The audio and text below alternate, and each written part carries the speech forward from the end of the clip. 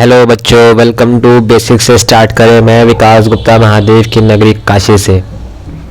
आज हम लोग क्लास 10th के बोर्ड के एग्ज़ाम्स को कवर कर ध्यान में रखते हुए आज उनका main section Hindi grammar cover करेंगे। और इसमें हम बता दें कि आज हम लोग हिंदी ग्रामर में जिन जिन टॉपिक को कवर करेंगे उसकी वीडियो बहुत ही शॉर्ट फॉर्म में आएगी और बहुत ही इफ़ेक्टिव तरीके से पढ़ाया जाएगा। और एक चीज़ और कि मैं आपको वही कंटेंट दे रहा हूँ जो मैंने स्कूल टाइम में पढ़ा था और जो मेरे हिंदी के सर थे श्री संजीव नारायण राय सर, उन्होंने मुझे पढ़ाया था और उन्हीं के नोट्स मैं आपको प्रोवाइड कर रहा हूँ। और ये जो नोट्स हैं वो एग्ज़ाम के लिए इतने परफेक्ट है, इतने एफिशिएंट है कि आपको अगर आपने ढंग से इस सारे टॉपिक को पढ़ लिया तो एग्ज़ाम के बाहर आप कुछ भी लिख के नहीं आओगे और एग्ज़ाम इसी में से आएगा।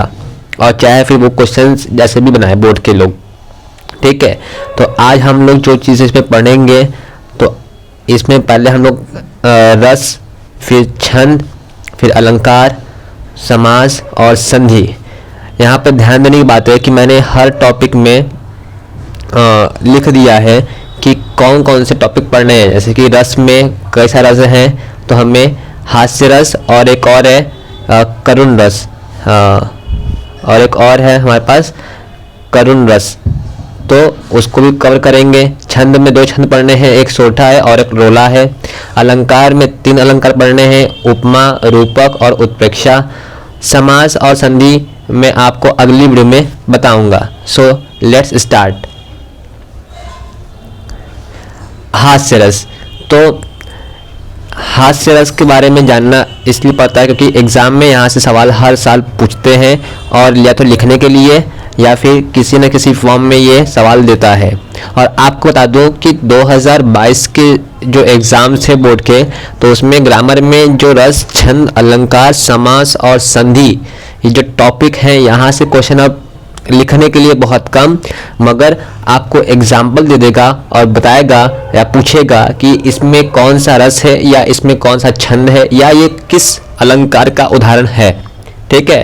तो हमें पहले हर टॉपिक के जो मेन चीज़ें हैं, मतलब कि वो हर टॉपिक में उसकी परिभाषा को, उसके एग्जाम्पल को पढ़ना है, फिर उसके इम्प्लीमेंट करना है। मैं इस वीडियो के बाद आपको बोर्ड एग्ज़ाम के कुछ सैम्पल पेपर भी दिखाऊंगा और लिख के ले लो। अगर इसके बाहर एग्ज़ाम में कंटेंट आ गया तो बोल देना।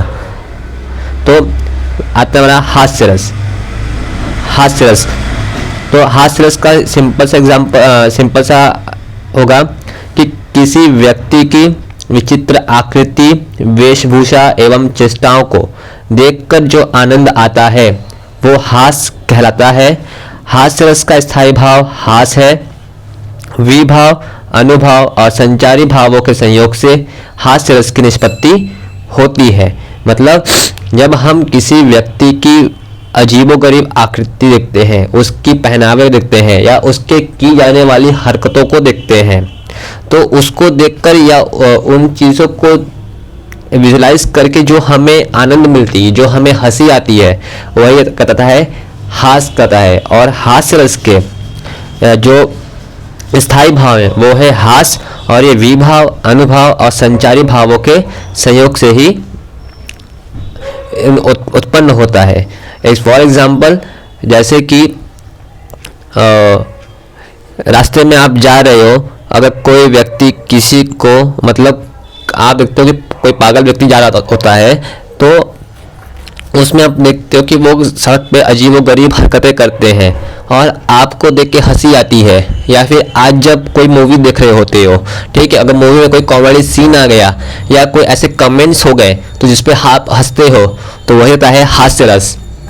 और इसका एग्जाम्पल, तो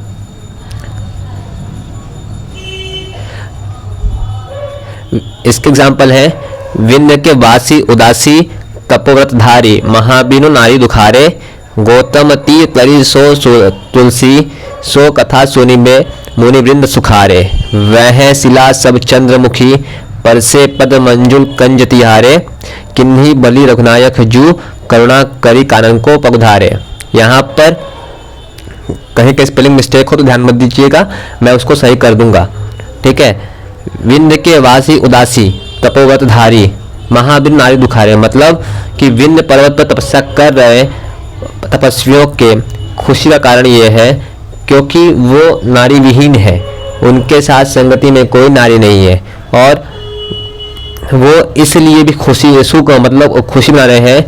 गौतम तीय तरी तुलसी सो, कथा सुनिभे मुनि वृंद सुखारे, कि जिस तरीके से गौतम ऋषि की नारी जो शापवश पत्थर बन गई थी, ठीक है, और ठीक वैसे पत्थर बन गई थी और भगवान रामचंद्र के चरण स्पर्श मात्र से वो वापस से नारी बन गई। ठीक उसी तरह से ये जो विंध्य पर्वत है भगवान राम के चरण स्पर्श से बहुत मतलब भगवान राम के चरण स्पर्श से एक सुंदर नारी में परिवर्तित हो जाएगा। अब यहाँ पे हंसने की बात यह है कि जो लोग तपस्वी हैं, जो लोग मोह माया में नहीं है, अब उन्हें नारियों का क्या काम।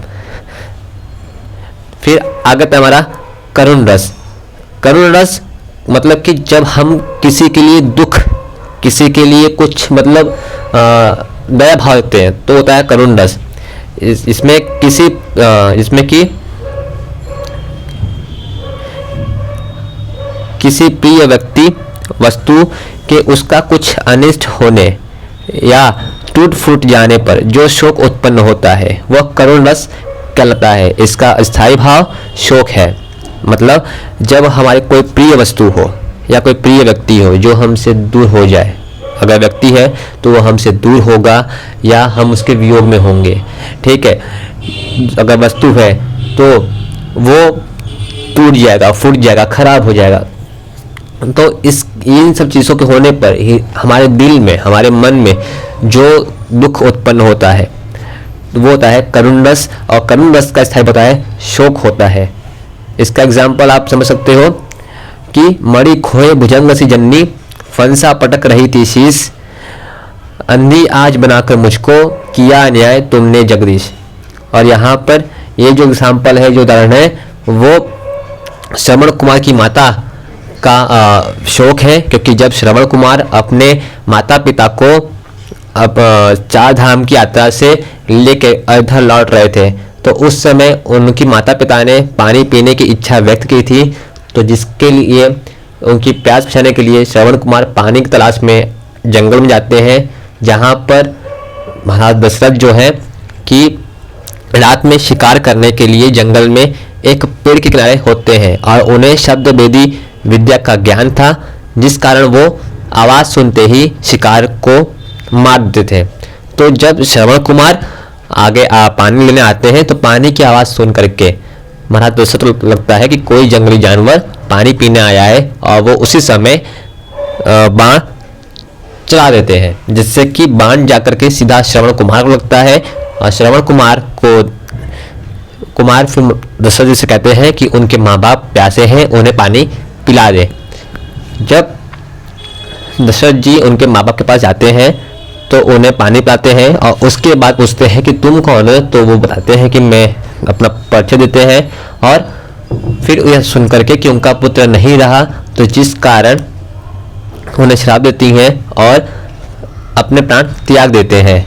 तो उसी का वर्णन था कि मणि खोए भुजंग सी चन्नी, फंसा पटक रही थी शीश, कि जिस तरीके से एक नागिन या एक नाग अपनी मणि खोने के बाद अपने फन पटकता है, ठीक वैसे ही अंधी आज बनाकर मुझको किया न्याय तुमने जगदीश, की है भगवान आपने मुझे अंधी बनाकर या अंधा बनाकर आपने बहुत अच्छा न्याय किया है।